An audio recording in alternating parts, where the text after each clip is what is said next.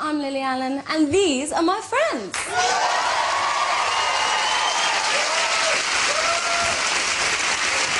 Look, over here we have my lovely guests, David Mitchell and Cuba Gooding Jr.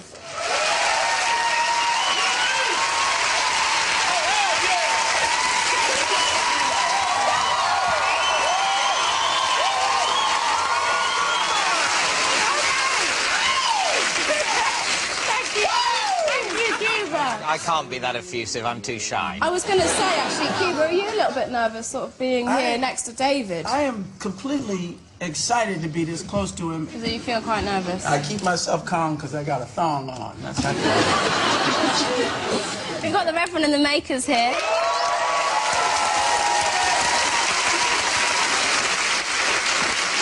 are you going to be playing for us later? The State of Things. The State of Things. Well, we'll talk later to all of you, obviously, but right now it's a brand new show for a brand new BBC Three, and here's how it works. Lily Allen and Friends is the show you helped to make. Each week, the entire audience is made up of Lily's online friends.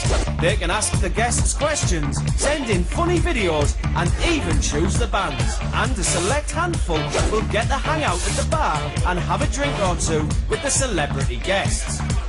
All of Lily's friends have gone on the website, signed up, and given us all their details, gossip, and most intimate secrets. It turns out my friends and I are a bit of an odd bunch, and here's what we've learned about everyone here tonight. 14% of us have got friendly with a celebrity. 34% of us have bunked off of work recently, and 28% of us have had an embarrassing incident with our friends, including you, David Sims. Where are you, David Sims? Hello, David. Hello, Lily.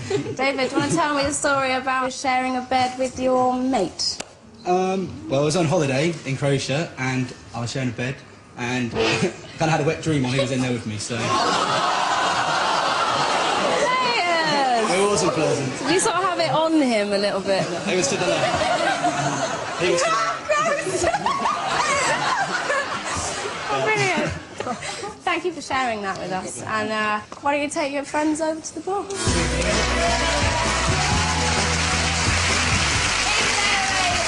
there a Louis Emery here? Louis Emery? Hello, Louis.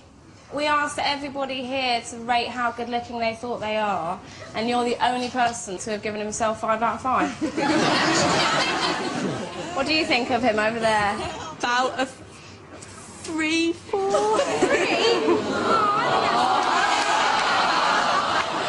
I think you both should get to know each other a bit better, maybe, over at the bar.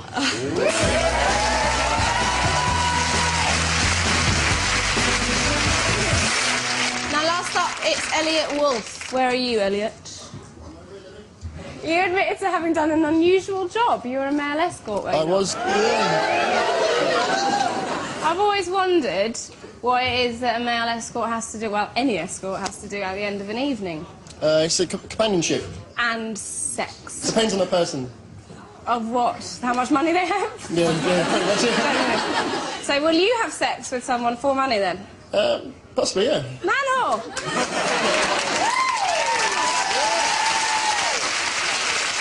should let our Manor go and sit up at the bar.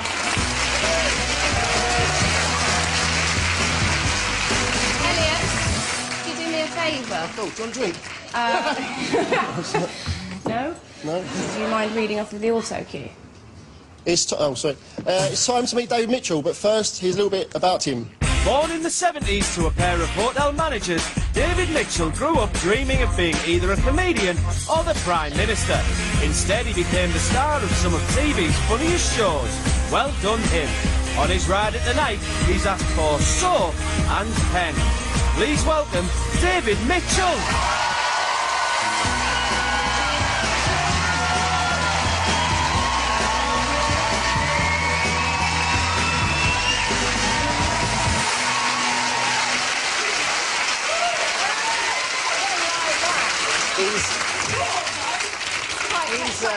see.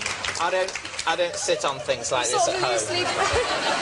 Now, soap and pens on your rider. Well, I have a theory that you never really need to buy soap or pens if you keep your wits about you. Because certainly I'm blessed in my career. I have dressing rooms which often have soap in. Sometimes I get to stay in hotels, again, soap. I have meetings in offices, pens. Yeah.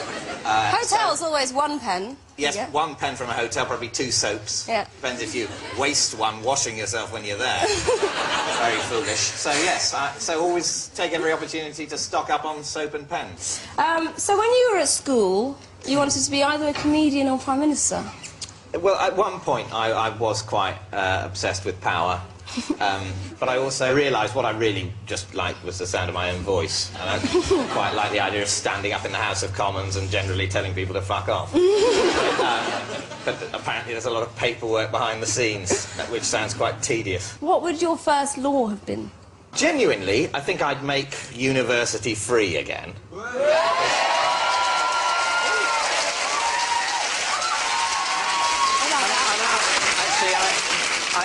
I now feel like a bit of a whore. I said such a disgustingly crowd-pleasing thing. You made a promise. I might also, and this, I'm not a smoker, and I don't approve of smoking, but I might genuinely reverse the smoking ban.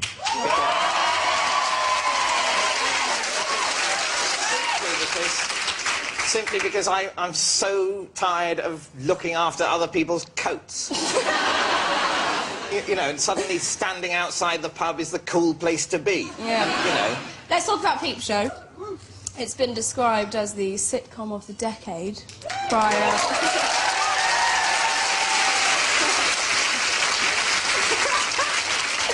Do you agree? Look, I couldn't possibly...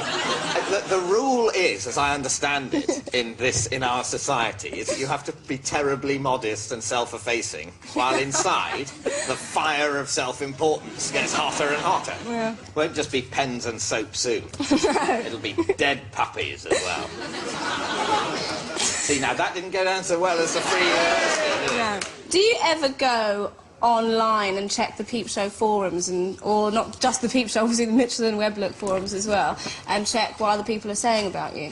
I have, in moments of weakness, done that, but I really try and avoid it, because actually, people say things online that are so horrible. Yeah. No amount of I really like Peep Show will ever make up for a tirade of hate by someone who thinks that some sort of genocide has been committed in allowing me on television, effectively, rather than them, is what they're always implying. Do you ever pretend to be this is something that I do, is pretend to be somebody else and respond in my defence? Have you ever stopped to think how hard her life must be? No, I've never done that. Okay. Absolutely loads of British comics are appearing in Hollywood.